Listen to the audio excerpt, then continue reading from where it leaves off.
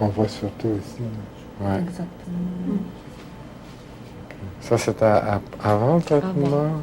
L'autre aspect où j'ai été très chanceux, je crois avoir été entouré aussi d'étudiants qui étaient tout à fait exceptionnels, des étudiants avec lesquels j'ai beaucoup aimé travailler, des étudiants enthousiastes. Et c'est eux, finalement, qui ont fait le laboratoire. Ce n'est pas nécessairement toujours moi. Ils ont contribué par leur imagination, leur créativité à pouvoir développer des nouveaux secteurs de recherche dans mon laboratoire avec lesquels j'étais d'accord et que nous avons poursuivi par la suite. Il nous reste encore une dizaine d'expériences à faire. Ouais. Là, Cette capacité à passer le message est tout aussi importante que la capacité à générer les données scientifiques qui permettent l'avancement des travaux. Puisque dans un laboratoire isolé, des chercheurs qui font les meilleurs travaux du monde, mais qui n'arrivent pas à faire passer le message, n'auront pas d'impact sur l'avancement, sur le progrès des sciences. Alors que des chercheurs qui, en plus de faire des travaux de grande qualité, sont capables de rendre justice à leurs travaux par leur capacité à transmettre ces informations, soit de façon orale dans des congrès, soit de façon écrite par les comptes rendus qu'ils en feront dans les journaux internationaux, ou même de manière plus générale dans leur contact avec les médias pour montrer l'importance de cette recherche fondamentale qui est si chère à Jacques de Champlain. Je pense que ces qualités de communication font partie de cette qualité plus globale d'humaniste qu'on reconnaît à Jacques de Champlain. Il était en charge à l'université de recommander des gens de staff pour les prix en dehors, autour du monde.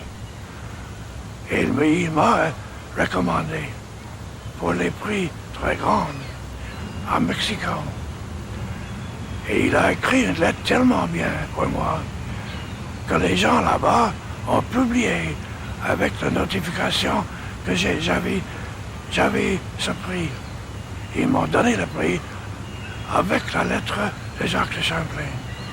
Et là, ça, c'est ce qu'il fait pour ses amis. Tu vois, les oiseaux, ils viennent, ils font des trous dans l'arbre parce que l'arbre, il est tout mou, alors ils peuvent faire des petites maisons. Ils viennent chercher les insectes qui sont dans les arbres, tu vois, un peu partout, là. Il y a encore des yeux d'enfant, Jacques. C'est quelqu'un qui est encore émerveillé par les choses.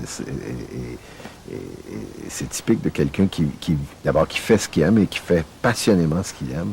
Alors, c'est ce que je perçois chez lui. Et c'est ce que j'aime.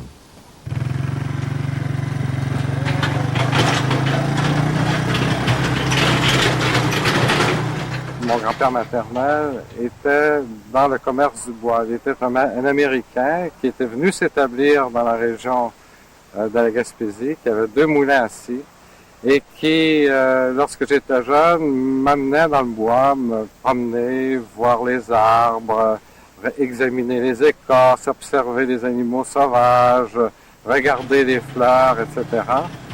Et ça m'est resté, ce désir de la nature est toujours resté très profondément en moi et c'est un peu ce que j'ai retrouvé ici. C'est une région qui n'avait pas été très développée du point de vue commercial lorsque je l'ai découverte. Et pour moi, je suis tombé en amour immédiatement avec cette région. Et je tenais à ce que ça continue. Je tenais à ce que tout ce territoire reste authentique, pastoral, agricole. Alors, je suis très content que la région de Sutton soit restée magnifique. La montagne est encore sauvage. C'est un parc à toute fin pratique. On souhaiterait éventuellement que le gouvernement puisse décréter cette montagne du Mont Sutton comme un parc provincial. Tellement elle est belle. Il y a des sentiers déjà d'aménager à l'intérieur de ce parc. Et on souhaite tous, je pense que tous ceux qui habitent cette région ici maintenant, ils sont venus y habiter justement à cause de ce calme, à cause de ce cachet qu'elle a gardé par rapport au passé.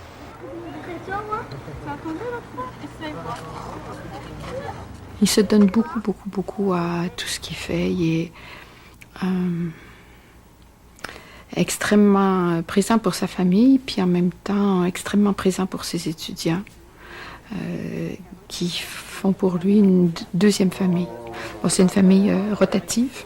C'est pour quelques années à la fois, mais j'en ai connu quelques-unes déjà. Et à chaque fois, il refait un noyau familial. C'est assez étonnant pour un fils unique. Il n'arrête pas de faire des noyaux familiaux.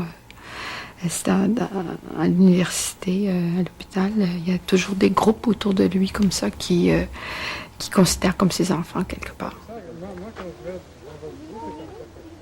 Moi, je pense qu'un chercheur, c'est d'abord un enfant, c'est d'abord quelqu'un qui croit qu'il peut trouver. Et Jacques de Champlain, pour en saisir la dimension, il faut se dire qu'il est curieux de tout, surtout curieux de l'histoire. On a un appartement en commun à Paris, et quand on l'a visité, il est descendu dans la cave d'apport, une cave au bout de 2 ou 3 séries de marches en pierre, et il est remonté en me disant « tu peux pas savoir ». Quand on frappe sur le plancher, sur le roc, on entend des échos. Alors on est certainement au-dessus du forum romain. Et il y a au fond une porte en pierre qu'il faut démolir parce que ça va nous mener dans les catacombes, je te jure. Évidemment, je suis descendu, ça n'est pas tout à fait comme ça. Mais c'est ça le chercheur, c'est celui qui, cherchant quelque chose, va peut-être trouver n'importe quoi, ce à quoi il ne s'attend pas. Mais ça demande quand même une espèce de poésie, une espèce d'ouverture d'esprit qu'il a.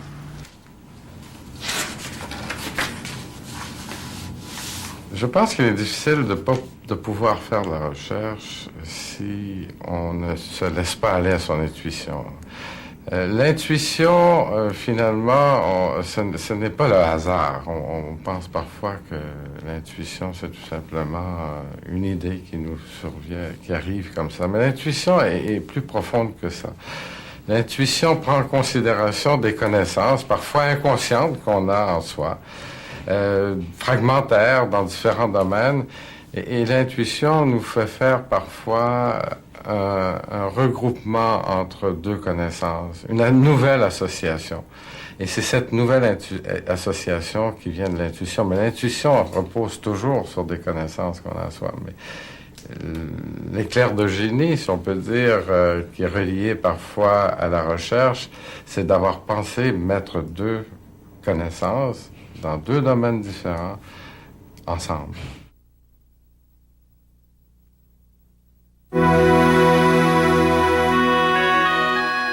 J'ai un peu peur que si on continue à maintenir ces coupures au niveau de la recherche, que très rapidement, si on perd une génération de chercheurs, c'est-à-dire la relève qui va suivre, on se retrouvera 20 ans en arrière. On perdra tout ces avances qu'on avait établies dans la société.